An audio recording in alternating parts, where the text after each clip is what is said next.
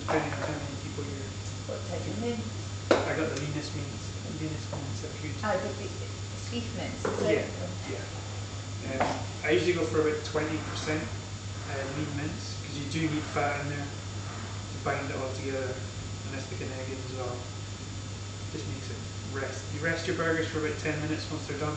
Stick them in the fridge, cling film them, which I'm going to do. But yeah, otherwise, when you go to cook them, they fall apart and you end up with Do you do it with lamb mints? you can do it with lamb mints, turkey mints, absolutely anything you want. Any mints you can get a hold of, just change the flavours that you put in. With lamb, grind away.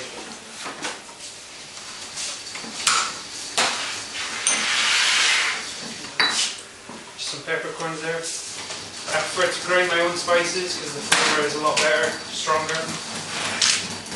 Did you say grind your own?